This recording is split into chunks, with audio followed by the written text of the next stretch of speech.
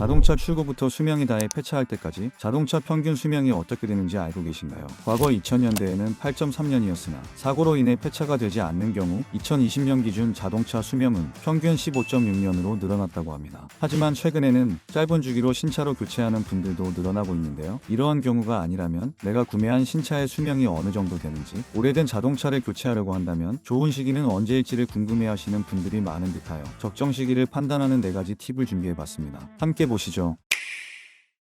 현대에는 의료기술의 발달로 사람의 수명도 100세의 시대인 것과 같이 자동차 역시 보급률이 확대되는 것은 물론 첨단 기술이 발전하면서 자동차 수명 또한 늘어났는데요. 침수나 사고 등의 상황이 없을 경우 국산차 기준 평균 15.7년, 수입차 기준 평균은 13.8년입니다. 하지만 최근 장기 렌트나 리스 등으로 짧은 주기로 자동차를 교체하시는 분들도 늘어나고 있습니다.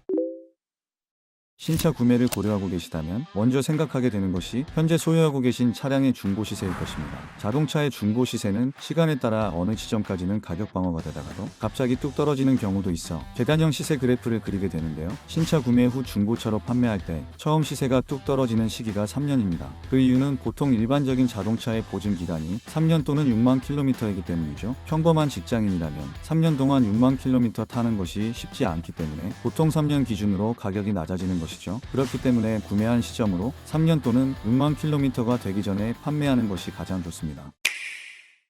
자동차의 보증기간이 지났다면 내가 소유하고 있는 차종이 부분 변경 또는 완전 변경 모델이 언제 출시되는지 확인해보는 것이 좋습니다. 완성차 업계의 경우 주기적으로 인기 있는 차종의 시리즈를 업그레이드하는 방식으로 신차 출고를 하게 되죠. 만약 신형 모델 출시에 대한 이슈가 나오기 시작한다면 그때 자동차 교체를 고려하시는 것이 좋습니다. 만약 신형 모델이 출시되고 난 후에는 신차 출고 수요가 늘어나고 기존 차량들이 중고차 시장에 많이 등장하기 때문에 중고차 시세 하락의 원인이 됩니다. 자동차 구매 후 10년 또는 10만 킬로미터를 주행했다면 그동안 한 번도 교환을 생각해보지 않던 부품들이 슬슬 문제를 일으키기 시작하고 전체적인 소모품 교환을 해야 하는 시점이죠. 예를 들면 타이밍 벨트라던가 또는 브레이크 라인인 변속기 오일 등과 같은 중요한 소모품들을 교환해야 하기 때문입니다. 물론 이전에 교환을 해야만 하는 소모품들이 있겠지만 차량 판매를 고려하고 계시다면 중요 부품들까지도 교체해야 하는 시점이 오기 전에 판매하는 것이 가장 좋습니다. 보통 자동차 검사 기간의 주기는 승용차의 경우 신차 출고 4년이 지나면 정기 점검을 처음 받게 되고 이후 승용차는 2년에 1회, 승합차는 1년에 2회, 화물차는 1년에 1회, 중형 화물차는 1년에 2회를 받게 됩니다. 자동차 검사 기간 전에 자동차 교체하는 것이 좋은 이유는 만약 자동차 검사에서 불합격을 받게 된다면 차량을 판매할 때 그 부분을 점검 또는 수리를 해서 재검사 후 판매해야 하기 때문에 판매자 입장에서는 비용이 추가적으로 들지만 판매할 때는 그 비용을 받을 수 없으므로 자동차 검시 기간이 오기 전에